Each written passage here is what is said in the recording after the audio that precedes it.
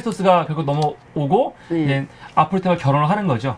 아프로디테 얘기는 좀 지나가서 또 얘기를 하겠습니다. 앞에 보이는 거는 이제 그 티타노마키아가 있고 기간토마키아가 있잖아요. 그래서 신들의 전쟁인데 이건 이제 기간토마키아. 기간토가 이제 기간테스, 이 거인들인데 거인들의 를 형상화할 때 상반신은 인간 그리고 하반신은 뱀으로 그리는 그림이 많거든요. 보통 이렇게 많이 그립니다. 헤파이스토스가 이때도 기간토마키아에 참가를 해서 여기서 이제 이 벌겋게 달군 색덩어리를 던져가지고 기간테스 중에 한 사람이 한 그 거인이었던 클리오스를 죽이는 뭐 그런 역할도 하고 그리고 이때 신들이 가지고 있는 주요 무기들 있잖아요. 이걸 다 헤파이스토스가 만들어 주는 거죠. 이 제우스의 벼락, 또 뭐 포세이돈의 함시창, 또 하데스의 투구, 피니에 같은 것들, 그리고 또 그 밖에도 헤르메스의 날개 달린 모자라다가 샌들, 또 아이기스의 흉갑, 인감, 트로이 전쟁 관련해서도 이 헤파이스토스가 다 만들어 주거든요. 아킬레우스의 갑옷 같은 것도 방패 같은 것도 헤파이스토스가 만들어 주는 거예요. 그래서 이렇게 헤파이스토스가 다 만들어 주는 거죠. 이 앞에 보이는 거는 제우스의 그 벼락인데 이것도 헤파이스토스가. 이 그림은 어떤 그림이냐면은 헤파이스토스가 그 테티스에게 그 아들 아킬레우스를 위해서 방패를 받아가는 장면이거든요.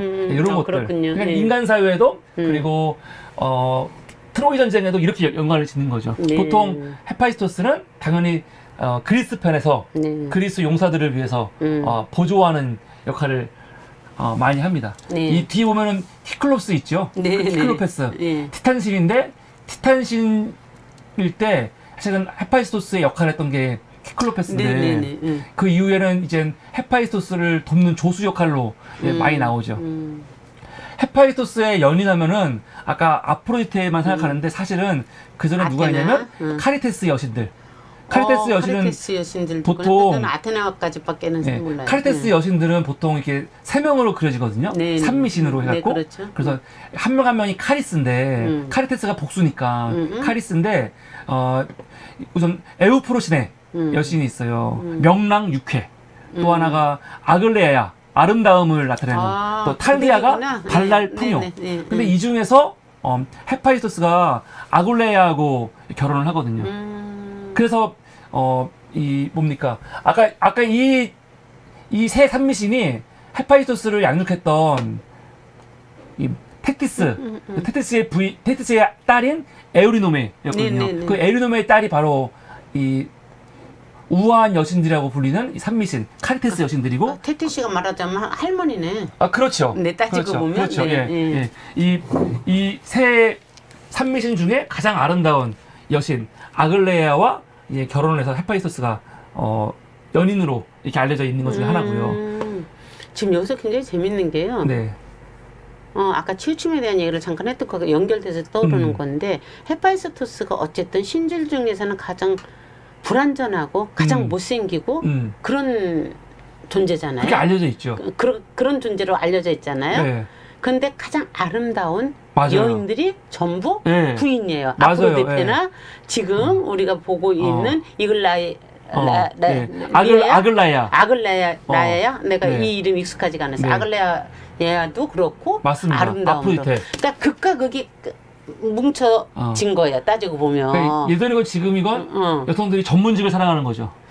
전문직을 사랑하는 그쪽으로 보는 것보다는 저는 못생긴 사람과 가장 아름다운 여인의 조화. 지금 말씀하신 전문직에 대한 개념으로 해석하는 것도 아주 재밌네요. 능력을 위주로 보는. 그렇게 신호로 따지면 그 능력으로 따지면 모든 신들이 다 능력을 갖고 있는 건데 아직 그러니까 보는 관점이 좀 달라서 너무 재밌는데 저는 그 지점이 갑자기 뿅 온 거예요. 가장 못생긴 사람이 가장 아름다운 여인과 맞아요, 이건요. 이것도 참 재밌다. 재밌어요. 그리고 제일 유명한 거는 아무래도 아프로디테죠. 그러니까 아프로디테. 앞에 보이는 작품은 이제 슈프랑거 작품인데 아프로디테와 결혼을 하는 거죠. 근데 이것도 해석이 재미있는 게 많은 게 이 헤파이스토스는 불이잖아요. 그렇죠. 불. 근데 아프로디테는 물이거든요. 물. 그렇죠. 물에서 태어났잖아요. 그래서 지금 아까 말한 것처럼. 예, 상극이에요, 상극. 상극으로. 상극이에요, 상극. 그런데 우리나라 속담에 있죠. 극과 극은 통한다. 두 개가 하나 합해지는 거야. 그러니까 요즘 제가 이제 사주술에 관심이 많아갖고 네. 우리 이제 건교숲에서 그 네. 강의도 하고 네. 뭐 이러고 있는데 상극과 상생에 대한 얘기가 나와요. 사주에서. 그럼 우리는 상극은 나쁜 거. 상생이 좋은 거 이렇게 해석하는데 이 또한 굉장히 위험한 해석이다 이 얘기를 해요. 그러니까 극하다라는 것을 어떤 관점으로 보느냐에 따라서 네. 극한 건 깨지는 거잖아요. 깨져서 새로운 에너지가 나올 수 있는 걸로 봐야지 된다. 그러니까 그 얘기를 듣는데 여기 이제 신화 시간이니까 얘기하는데 거기서는 할 수가 없었지만 그래 실제로 모든 것에는 세 가지가 같이 있으면서 그 인도의 시바신 같은 경우 시바신이 파괴의 신이잖아요. 네. 어떻게 신이 파괴야? 근데 파괴를 해야 세계 생긴다. 창조가 있죠. 창조가 있고 유지가 있고 그러니까 브라만이 창조하고 비슈누가 유지를 하고 네. 시바신이 파괴를 하는 이 세 개의 순환 과정에 의해서 생명의 확대 재생산되는 거잖아요. 확대 재생산은 양도 늘지만 정화시키는 것도 그러니까 깨트리는 거는 굉장히 중요한 거다. 그러니까 우리가 그 극과 극이 통한다는 얘기를 그런 식으로도 그런 관점으로 봐도 좋겠다라는 생각이 들어요. 근데 이 둘의 극은 별로 이렇게 아름다운 극은 아름답지 아니야? 않았습니다. 그래서 아프로디테도 이제 뭐 신화 보면은 이 헤파이스토스가 뭐 못생기고 장애인이고 그것보다는 너무 바빠갖고 그렇죠. 부인에게 신경을 안 썼고 네. 그래서 이 워낙 에너지가 넘치는 아르테미스가 아프로디테가 이거를 이제 못 견뎌서 누굴 유혹하냐면 아레스를 유혹하는 거죠. 왜냐면 아프로디테한테는 마법의 띠가 있잖아요. 그렇지. 이 캐스토스 히마스라고 하는 마법의 띠가 있고 이 띠로 다 유혹할 수 있거든요. 그래서 아레스를 유혹을 한 거죠. 그래서 아레스하고 둘이 정분이 나서 살아가는 걸 누가 보냐면 헬리오스가 네. 딱 다 보는 거죠. 태양. 그러니까 항상 보면은 무슨 문제가 있을 때 그 문제를 다 보고 증언하고 나중에 이 고사지라고 알려주는 사람이 누구냐면 헬리오스예요. 예. 그래서 재밌어. 헬리오스가 뭐야? 빛이잖아. 그러니까 태양이니까. 태양 다 알고 있어. 그래서 이 데메테르의 딸 페르세포네가 납치됐을 때도 그거 헬리오스가 다 알려준 그렇죠. 거거든요. 알려주고 이 불륜 관계도 헬리오스가 다 알려주거든요. 그래서 헤파이스토스한테 네 부인이 바람이 났어. 이거를 알려주니까 헤파이스토스가 아무 반응도 안 하고 대장간에 들어가갖고 작업을 하는 거죠. 그렇죠. 눈에 보이지 않는 그 뭐죠? 그물, 황금그물. 눈에 보이지 않는 그물을 만들어서 그걸로 자기 침실에 싹 해놓은 다음에 본인은 이제 렘노스섬으로 출장을 갑니다. 그 출장 간 사이에 출장 간다고 속이지. 네, 속이죠. 출장 간다고 속인 사이에 또 아프로디테가 이 신화적 표현이 재밌어요. 아프로디테가 그 아레스를 부르는데 아레스를 그냥 부르는 게 아니고 누구를 보내냐면 아프로디테가 같이 다니는 아이들 많잖아요. 여기는 에로스도 있고 많이 있지만 그 중에 누가 있냐면 히메로스가 있어요. 예. 히메로스가 뭐냐면 나른한 그리움. 그리움이거든요. 이 그리움을 보내요. 이렇게. 그러니까 아레스가 이 그림을 만나자마자 아프로디테가 너무너무 보고 싶어갖고 이제 오는 거죠. 오갖고 이제 둘이 이제 이 뜨거운 사랑을 나누는데 그때 이제 헤파이스토스가 딱 등장하면서 이렇게 보이지 않는 그물로 다 잡아놓고 모든 신들을 다 불러가지고 망신을 주는 거죠. 그러게요. 나는 그것도 진짜 재밌어. 그들의 반응. 반응 재밌어요. 네. 근데 혹시 이 반응 중에 아폴론하고 헤르메스 대화 아세요? 예. 이거 뭐 아폴론이 헤르메스한테 저 부럽냐 물어보잖아요. 그러니까 헤르메스가 뭐라고 하냐면 저 망신이지 그게 아니에요. 부럽다고 해요. 그럼요. 부러워서 나는 몇 날 며칠이라도 하겠다 그러잖아. 이 황금 쇠사슬이 보이지 않는 요 그물이 몇 겹이 있어도 난 들어가 타겠다. 그러니까. 그래서 그러면서 나는 거기에서 그것도 보는 거야. 네. 그러니까 이거는 이제 남자들에 대한 이야기야. 남자들이 그렇게 뭐 바람 피우는 거를 뭐 뒤에 요즘에는 뭐 그 사회 분위기와 시국이 그래서 그러지 않은 시시거리기는 하지만 조금 저기 한 사람들은 자기가 바람 피우는 것을 어떤 그 굉장히 권력으로 생각하면서 의시되는 경우가 많다고요. 자기 트로피처럼. 그럼요. 그런 경우 우리 많이 보잖아요. 그리고 실질적으로 그 재벌가의 사람들이라든지 뭐 재벌가의 사람들을 조금 다른 관점으로 보면 왕족이라든지 어쨌든 세상적인 힘을 가지고 있는 남자들인 경우에는 뭐 그거를 유지하기 위해서든 욕망에 의해서든 그것을 그 바람피우는 어떤 그런 것에 대해서 당당하고 오히려 자기 힘의 과시로 생각을 하는 경우가 많잖아요. 헤파이스토스의 이 여기에서 저는 헤르메스와의 대화에서 바로 그 심리를 본 거예요.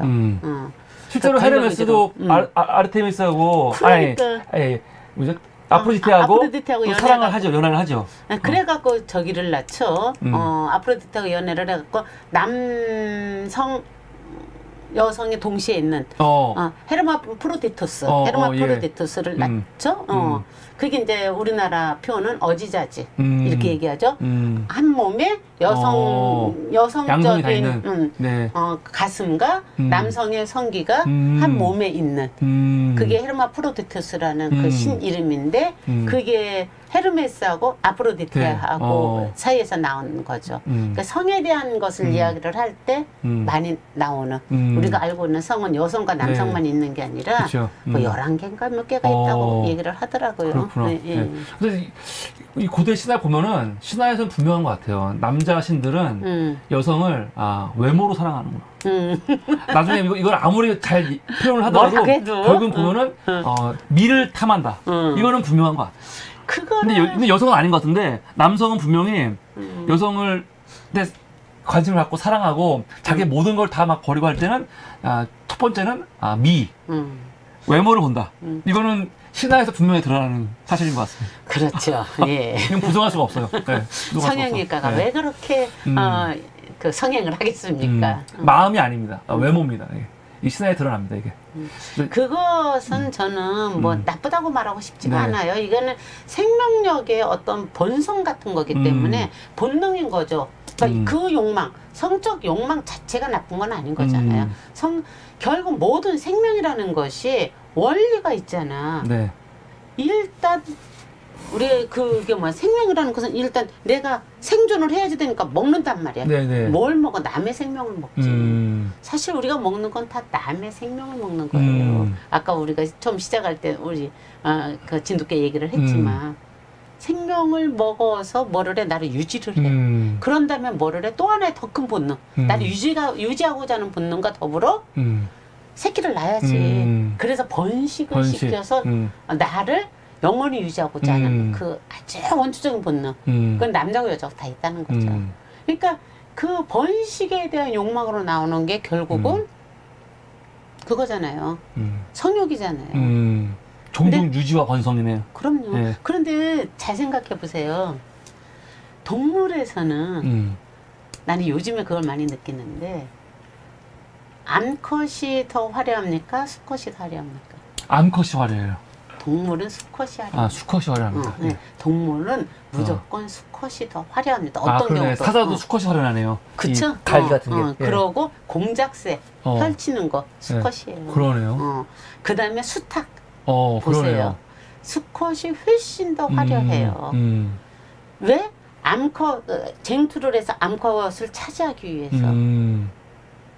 그러다가 이게 인간의 가부장제에 이게 이런 것하고 연결이 되는 거예요. 그러니까 심리적인 어떤 걸로 들어가서 보면은 이게 힘을 딱 잡고 나면은 여자를 자기가 쟁취하는데 힘으로 해도 되는 거예요. 그러니까 힘으로, 그러니까 로마 시대에 아름다운 남성이라는 개념이 없었다고. 로마 시대의 남성의 그 말하자면은 매력은 킹카는 어떤 거야? 우락부락하고. 이건 아닌데요. 힘있고. 왜냐면 제가 지금 서구문화사 하면서 공부하는 거는 성경 교수님 같은 경우는 절대 그게 아니라. 왜냐면은 이 고대인들은 이 남성이야말로 진짜 아름다움의 이런 걸로. 저 그 얘기를 하고 싶은 거야. 네, 맞아요. 예. 그러니까 우리 그리스 신화에서 표현된 걸 잘 보세요. 그리스 신화에서 표현되는, 그러니까 내가 너무 그 건너뛰고 얘기한 거야. 표현되는 것이 그 누드로 표현되는 것은 다 남성들이에요. 그러니까요. 네, 그러니까요. 남성들이 그리고 그 카논으로 이렇게 비례로 만들어져서 나오는 것도 남성의 몸을 중심으로 해서 카논 비례가 나오는 거예요. 맞아요, 예. 그렇게 되는데 로마 그러니까 그렇게 해서 신화가 형성이 되는데 로마 시대에 그 제국화되는 그 과정에서 유명했던 그 몇몇 저기들을 그들을 보라는 거죠. 그들의 남성 신들은 다들 힘 있는 걸 중심으로 한단 말이에요. 그러다가 다시 돌아오죠. 그러니까 남성성의 아름다움의 다른 부분으로. 그러다가 그러니까 이거는 이제 우리가 뭐 다른 측면에서 더 얘기를 해서 길게는 못 하겠는데 갑자기 이 얘기로 괜히 나와갖고 그러다가 실제로 저는 지금 제 생각에 우리 사무리님하고 저하고 이제 차이가 좀 나기는 하지만 세대 차가 있을지는 모르겠지만 제가 중고등학교 다닐 때만 해도 남성들이 뭐 귀걸이를 하거나 예. 화장을 하거나 맞아. 있을 수가 없는 일이었어요. 저 때만 해도 없었어요, 같이. 가끔은 있었다 모르겠는데 저 때만 해도 그게 일상적이지 그런 않았어요. 게 있을 수가 없었고 남성이다 하면은 조금 힘도 있고 약간 그런 그 남성미라 했을 때는 마초적 남성. 마초적 느낌의 남성미를 우리는 인지를 하고서 살았단 말이에요. 그런데 어느 순간인가부터 그 남자들이 화장을 하고 여자보다 더 예쁜 모습으로 나타나고 그리고 저는 지금도 기억나는 게 남자들이 이렇게 가방을 메고 다니질 않았어 옛날에는. 아 그래요? 안 메고 다녔어. 이렇게 007 가방 정도 들고 다니고. 그렇구나. 그런데 요즘은 남자들이 가방을 패션처럼 메고 다니잖아요. 저희 때도 가방은 패션처럼 맸습니다. 그러니까 이제 저만 해도 이제 60, 그러니까 60이 넘었으니까 한 세대가 또 낮아서 그렇죠. 그럴 수도 있는데 그만큼 남성에 대한 보편적인 인식이 그런 것이었다가 점점점 지금 남성에 대한 인식이 그렇구나. 수컷의 아름다움이 표현이 되듯이 그런 아름다움으로 표현이 된다고. 아름다움의 기준이 달라진다는 거예요. 힘이 아름다움이었다가 그러니까 지금 뭐 시각에 대한 이야기를 하니까 여성의 시각만 보는 것이 아니라 남성의 그것도 더 있었다. 지금 그 얘기를 하려고 하다가 너무 많이 셌습니다. 오늘 너무 많이 세는데요. 근데 이 신화가 재밌는 게 이렇게 장면이 걸리잖아요. 그래서 망신 나가잖아요.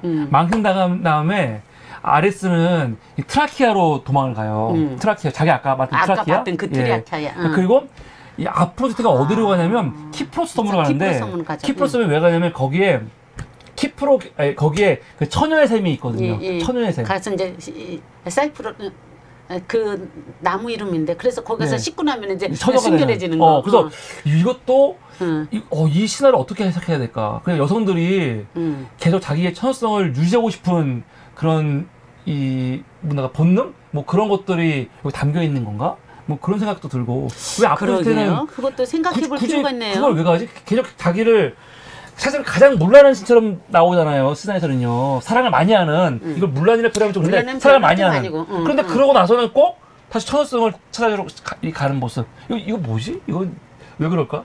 난 뭘까요? 이게 되게 희한하더라고요. 그러니까 모르겠어요. 왜 그러지? 그러니까 아니면은 이 새로운 사랑을 만날 때 남성들이 처녀를 원하는 거죠. 그래갖고 본인을 다시 처녀를 만드는 건가? 이런 생각도 있고. 심리적으로 보는 거예요. 심리적으로. 저는 그거를 상징적인 것과 심리적인 같은 건데 바로 그 심정인 것 같아요. 순수성, 순결성에 대한 상징으로 누군가를 만났을 때 언제나 새로움.